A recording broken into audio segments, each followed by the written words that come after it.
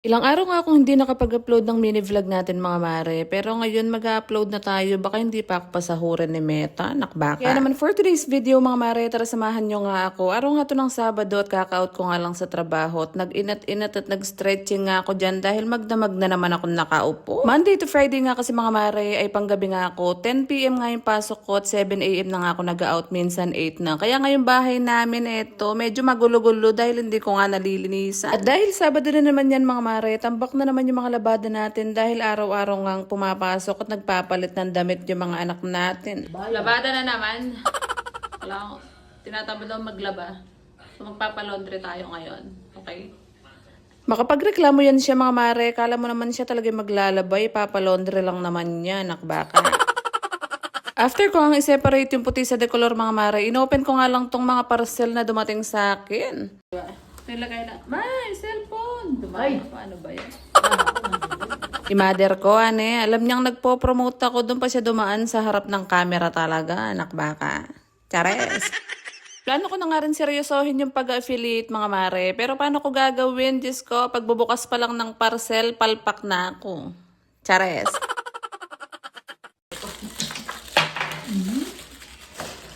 Diyos ko, sino ba namang bibili sa akin nito? Anak baka. So yun nga mga mare, after ko nga mag-open ng parcel, ay ngayon pa lang nga ako maghihilamos. Diba? Saan ka nakakita mga mare na nag-affiliate at nagpo-promote muna nang hindi pa naghihilamos? Anak baka. Ako lang yun. Siyempre, wala nga akong ibang ginagamit na sabon kundi ang Beauty White Soap ng You Glow Babe. May propylene mga mare, tsaka meron na rin siyang 10 times whitening. 10 times whitening. So, maglalighten talaga yung skin nyo dito.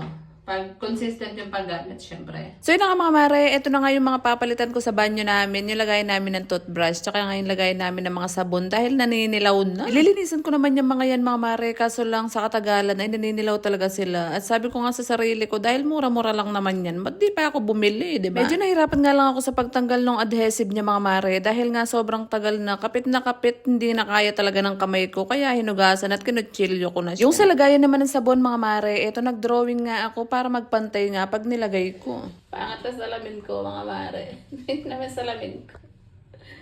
Salamin ko mukha akong alien, oh. Ako, sobrang hirap pala talaga mag-affiliate, mga mare. Pag hindi kayo bumili, Diyos ko, itatapon ko lahat to. Chares! Ito pala talaga, no? Kapag maglalagay ka ng mga abubot-abubot sa banyo. Lagyan na natin, mga mare. I-struggle ako, nakansin na. Para lang magpantay siya mga mare, ito nga dinrawingan ko siya dahil hirap na hirap nga ako. Yeah! Yan. Pwede na akong tubero. So yun na nga mga mare, ito na nga yung bagong nilagay ko na lagayan namin ng toothbrush na sobrang ganda rin dahil nakaka-aesthetic talaga. Hindi na nga rin maiipon yung mga tubig nyo dyan mga mare dahil may drainer na nga yan at bumili na nga rin ako ng mga lagayan ko ng sabon. Dinalawa ko na nga para nga isa-isang sabon yung malalagay ko dyan. Iba kasi kami dito sa bahay mga mare, yung tatlong ang anak ko, ako tsaka si mama ko. Kaya nga magkakaiba rin kami ng sabon kaya ito dinamihan ko na talaga ng bili. Marami naman kayong pagpipilian na kulay mga mare, may white, gray, may white, mga ganun. Pero ngayon, white nga yung pinili ko muna para nga aesthetic sa banyo namin. After nga ng pakikipagbakbakan ko sa CR namin mga mare, eto gising na pala yung bunso ko at nakaredy naman na yung mga aking mga ipapalaundry mamaya. Ano mga mare, as a seaman's wife ay sobrang hirap talaga maiwan dito sa Pinas lalo na tatlo nga yung pinapalaki ko. At para naman hindi ako ma-homesick mga mare at para din hindi ko isipin si Mr. maya-maya ay Diyos ko, syempre dapat busy tayo palagi. Kaya naman mga mare, everyday nagtatrabaho ako, nag-e-edit, nag-voice over, gumagawa ng mga videos, reels, mga ganun. Tapos nag-a-affiliate paminsan-minsan. Bago ba talaga ako ng way mga mare para nga makadiskarte sa buhay para si Mr. ay Diyos ko. Siyempre gusto ko na rin siyang pauwiin. Ang hirap-hirap kaya kapag LDR kayo. Kaya nga sa ating mga seaman's wife mga mare, gumawa talaga tayo ng paraan para makatulong sa mga Mr. natin. Mga ganun. Papahinga na kami mga mare. Tapos na kami kumain.